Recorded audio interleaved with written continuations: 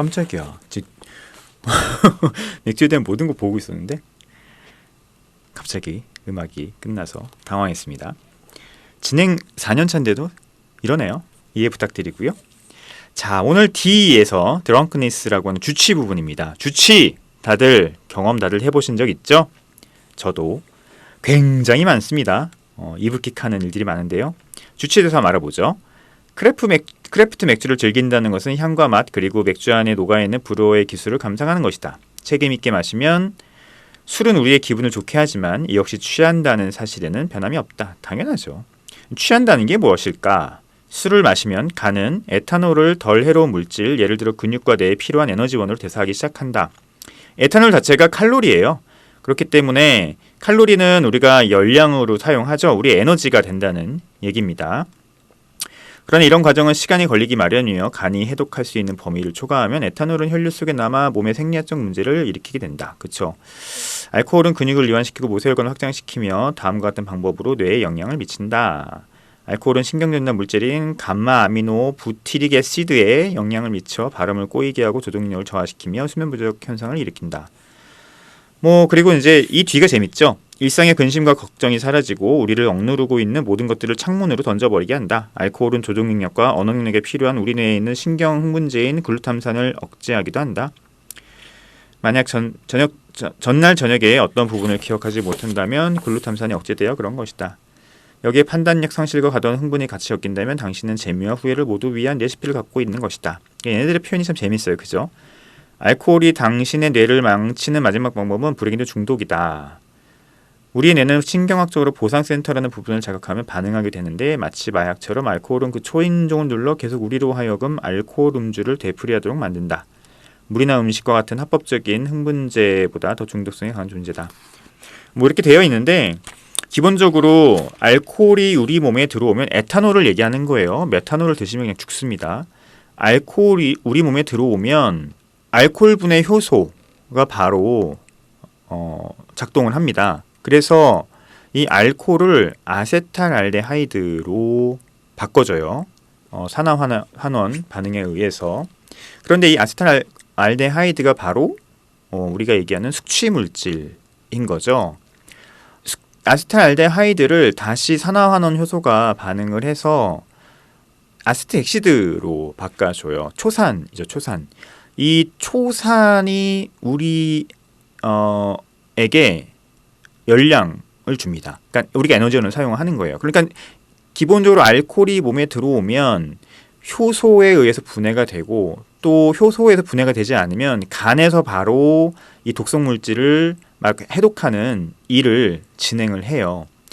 적당한 알코올은 괜찮지만 일단 알코올을 많이 먹게 되면 여러 가지 부작용들이 많이 나타나는데 그중 하나가 뭐냐면 이 간이 여러 가지 기능들을 하거든요. 우리 몸에서 단백질을 합성한다거나 여러 가지 기능들을 하는데 알코올이 들어오면 그 모든 기능들을 일단 배제하고 이 알코올을 분해하는 것에 모든 것을 집중을 시킵니다. 독성이라고 우리 몸이 판단을 하기 때문에 알코올 자체가 칼로리이기도 하지만 독성인 거죠. 그래서 이 간이 알코올이 들어오면 모든 것을 일단 멈추고 이 알코올을 분해하는데 모든 신경을 쓰게 되어 있어요. 그래서 분해를 해서 결국 이걸 우리가 칼로리로 바꿔서 에너지를 사용하는 거거든요. 근데 그 과정에서 여러 가지 안 좋은 것들이 몸에서 일어나기도 하죠. 그러니까 적당히 알코올이 들어오면 간에서 그것들을 해독을 해서 열량을 쓰기 때문에 괜찮은데 너무 자주, 너무 많이 술을 마시게 되면 간이 이것을 하느라 지치고 피곤해지고 또 그것으로 인한 부작용이 몸에서 일어나서 문제가 생긴다라는 말씀입니다. 간이 또 해로워지게 되는 거죠. 그래서 그게 너무 지나치게 되면 이제 간이 너무 피곤해서 터지고 짓물르게 되면서 간 경화가 되고 그게 또 너무 심해지면 그게 이제 간암으로 발전하는 최악의 상황을 맞게 되는 거예요. 그렇게 이해하시면 될 것 같아요. 그래서 저같이 얼굴이 금방 빨개지는 사람은 그 알코올을 아세탈알데하이드로 이제 산화환원 반응을 통해서 변경하고 또 아세트엑시드로 변경하는 그런 산화환원 효소가 없기 때문에 금방금방 알코올을 분해하지 못하죠. 많이 힘들고요. 간이 많이 피곤하고요. 저 같은 사람은 그렇습니다. 그래서 저거는 술을 많이 먹는 게 건강에는 그렇게 좋지 않은 체질을 갖고 있습니다. 그런 효소를 만약에 갖고 있으면 그래도 저보다는 더 많이 드실 수 있는데 그렇다고 취하지 않느냐? 그래도 취해요. 그래서 똑같이 취하는데 저는 온몸이 빨개지고 그런 효소를 많이 갖고 계신 분들은 똑같이 취하는데 얼굴이 좀 덜 빨개지는 아주 네.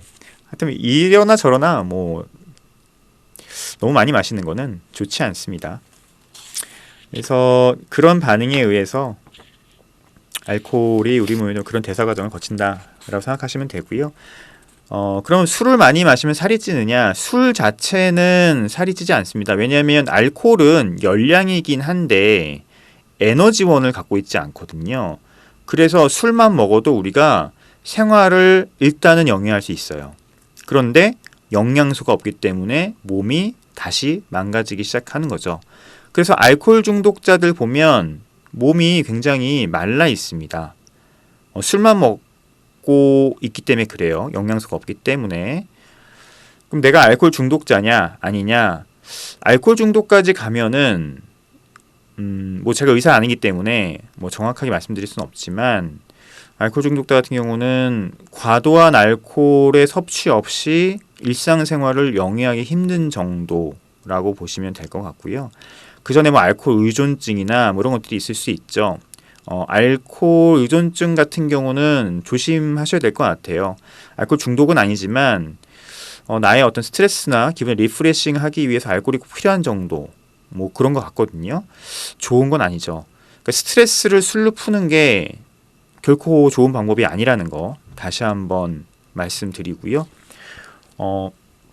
자기 스스로 알코올 섭취의 정도를 조정할 수 있을 정도가 되면 크게 문제가 없을 것 같아요. 그런데 그것을 넘어가게 됐을 때는 건강이나 모든 것들이 파국의 상태로 가기 때문에 적당하게 즐기셨으면 좋겠습니다. 매일 술 드시는 거 저는 적극 추천하지 않고요. 술 한번 드시면 적어도 2, 3일 정도, 내가 좀 과음했다 싶으면 3일 정도는 술을 안 드시는 게 제일 좋습니다. 그리고 술 드시면서 이 알코올이 또 여러 가지 부작용 중에 하는 게 이제 뭐 이 간에서 하는 포도당 신생성 같은 경우들을 방해하기도 하고 그렇기 때문에 단 게 많이 땡기거든요. 그래서 술 드시면서 라면이나 아이스크림 같은 거 땡길 때 웬만하면 드시지 마십시오. 물론 굉장히 힘드실 겁니다. 왜냐하면 우리 뇌가 원하기 때문에 우리는 뇌한테 이길 수가 없거든요. 근데 알코올들이 그렇게 뇌에 지금 이미 몸에 칼로리가 엄청나게 많음에도 불구하고 탄수화물이 엄청나게 많음에도 불구하고 야 지금 탄수화물이 부족해라는 신호를 보내요. 알코올을 과도하게 섭취하면. 그래서 우리가 아이스크림 같은 게 막 땡기는 거거든요. 혹은 그 다음날 술을 엄청 먹고 난 다음날 술이 덜 깬 상태에서 막 땡길 때 있잖아요. 아이스크림 같은 거. 아이스크림 먹으면 뭔가 우리가 해장이 된다고 하는 잘못된 상식이 있는데 절대 그렇지 않습니다. 그거는 뇌가 칼로리가 부족하다고 착각해서 보내는 신호예요. 그래서 힘드시겠지만 그런 뇌의 유혹에 굴복하지 마십시오. 여러분들 그래서 술 많이 드시고 그런 거 드시면 살 엄청 찝니다. 자, 드라이호핑 쪽으로 들어가 보죠. 드라이호핑, 양조 관련된 용어고요. 맥집이 냉각한 후 홉을 추가적으로 넣는 과정으로 1차 발효조에 넣는 것부터 2차 발효 또는 케그나 카스크에 넣는 것까지 포함한다 라고 되어 있는데 요즘은 아니죠. 아 맞네요. 예, 드라이호핑인데 요즘은 좀 아닐 수도 있어요. 요즘은 드라이호핑이란 개념이 발효 중에도 넣을 수 있습니다. 발효 중에도. 예전에는 발효가 다 끝난 맥주에다가 홉의 향을 그냥 입히는 방법으로 많이 얘기가 되었는데요. 이거는 이제 예전에 영국에서 이런 방법을 썼고 이렇게 불렀기 때문에 우리가 드라이호핑이라고 지금도 부르고 있는데 요즘은 발효를 하고 있는 과정에 홉을 넣는 것도 드라이호핑이라고 부르고 있습니다. 드라이호핑은 홉의 알파산이 이성화되지 않도록 하며 쓴맛을 제어하고 휘발성인 홉 오일을 보존해야 한다. 그쵸? 더 이상 알파산이 활성화가 안 되고 홉의 향만 맥주에 그대로 입히는 방법으로 이 드라이호핑이라는 걸 사용을 하는 거고요. 이러한 이유 때문에 드라이 호핑은 맥주의 끓임 단계에 투입된 비터링 홉과 결부되어 사용한다. 뭐 말이 좀 어려운데 쓴맛은 비터링 홉을 사용하고 이거는 끓임 단계에 넣는다 이런 얘기입니다. 드라이 호핑이라는 과정이 최근에 생긴 것은 아니다. 그렇죠. 한 100여 년 전 영국 브루어들은 맥주를 배송하기 전 캐스크에 약간의 홉을 넣곤 했다. 홉의 항균성을 이용해 맥주를 보존하기 위해서였는데 항균성뿐만 아니라 첨가된 홉으로 인해 맥주가 더욱 좋은 향을 갖게 되었다. 그렇죠. 원래 드라이 호핑은 향을 내기 위한 게 아니었어요. 홉이 갖고 있는 항균성을 맥주에 부여하기 위해서 썼던 방법인데 넣다 보니까 향도 너무 좋아지는 거야. 그래서 드라이 호핑이 지금에 있어서는 이 향을 좀 더 강화하는 방법으로 사용된다고 하는 의미입니다. 원칙적으로 드라이 호핑은 홉 맥집이 냉각된 후 어떤 단계에서 진행돼도 상관없지만 일반적으로 2차 발효 시 넣는 것이 제일 효과가 좋다. 네, 그렇습니다. 그래서 웨스트 코스트 IPA나 아니면 잉글리시 IPA 같은 경우는 발효가 끝나고 2차 발효 혹은 뭐 숙성 과정에서 넣는 게 더 좋은 효과를 내기도 합니다. 드라이 호핑 기간은 스타일에 따라 다르나 보통 며칠이면 충분하다. 만약 케그나 캔에 직접 드라이 호핑한다면 맥주를 소비할 때까지 진행되므로 기간이 수주에 이르게 될 것이다. 너무 오랫동안 드라이 호핑이 진행된다면 오일리하거나 풀향이 진하게 날 수도 있다. 물론 이런 향도 개인에 따라 호불호가 나뉘기 때문에 판단하기 힘들다. 이렇게 되어 있고요. 드라이 호핑 같은 경우는 진짜 며칠이면 됩니다. 2, 3일, 3, 4, 길면 3, 4일 정도에 딱 하고 바로 이제 병입이나 케이킹 단계로 넘어가도록 하죠. 그래서 드라이 호핑은 이렇게 정리하시면 될 것 같아요. 영국에서 원래 항균을 하기 위해서 홉을 추가적으로 넣었던 것이 향을 더욱 좋게 만드는 어떤 그런 결과를 얻게 되었고 현대 양조에 있어서는 드라이 호핑은 홉이 갖고 있는 향을 맥주에 그대로 넣기 위한 부여하기 위한 방법으로 사용된다. 그러나 최근에는 드라이 호핑을 발효가 끝난 이유가 아닌 발효 중에도 넣는 그런 맥주들이 각광받고 있다. 이렇게 정리하시면 될 것 같습니다. 다음 얘기가 두벨인데요. 두벨 우리 간단히 얘기해 볼까요? 수백 년 동안 수도사들이 만들어온 어둡고 복합적인 몰트 풍미가 나며 다소 높은 알코올 도수를 갖고 있는 벨기에 수도 맥주다. 두벨은 벨기에 맥주고요. 저희 예전에 스타일 시간에 많이 했죠. 벨기에 맥주고 베스트말레라고 하는 트라피스트온에서 1920년대에 만든 맥주입니다. 색깔이 어둡고요. 알코올 도수는 6에서 7도 정도 되고 몰트가 일단 위주인 맥주고 몰트에서 나오는 향이 위주인 맥주고요. 역시 벨지안 효모에서 나오는 약간 수지 같은 향, 옅은 향신료 같은 경우도 역시 이 맥주의 정체성을 이루고 있죠. 여기서는 초콜릿과 진한 건과일 느낌을 준다고 되어 있는데요.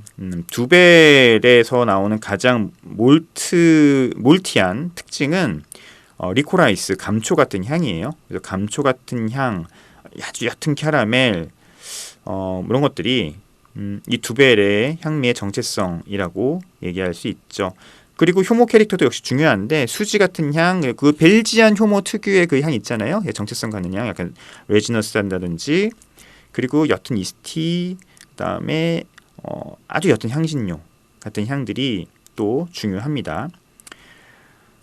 두벨은 보통 트라피스트 브로리와 연관이 있지만 미국 알라가시와 같은 벨기에 맥주에 빠져있는 해외 여러 크래프트 맥주들도 이 환상의 두벨을 만들어내고 있다. 두벨이 원래는 트라피스트 맥주 스타일이었죠. 그러나 최근에는 그냥 벨기에 맥주 스타일로 등극했고요. 그리고 몽키시 같은 미국 크래프트 맥주 회사들에서도 이 벨기에 두벨 스타일을 이용을 해서 또 자신들만의 맥주를 또 만들고 있어요. 몽키시가 만든 두벨 스타일의 맥주는 굉장히 깔끔하고 밸런스가 우수하고요. 벨기에 효모의 특징이 굉장히 섬세하게 깔려 있지만 몰트 특성은 이렇게 두드러지지 않더라고요. 마시기 굉장히 편한 그런 맥주였던 것 같아요. 두벨은 그렇게 정리하시면 될 것 같습니다. 자, 오늘 시간이 또 금방 지나갔네요. 마지막 노래 들으면서 저희 다음 시간에 만나 뵙도록 하죠. 다음 시간에 뵙겠습니다. 안녕히 계세요.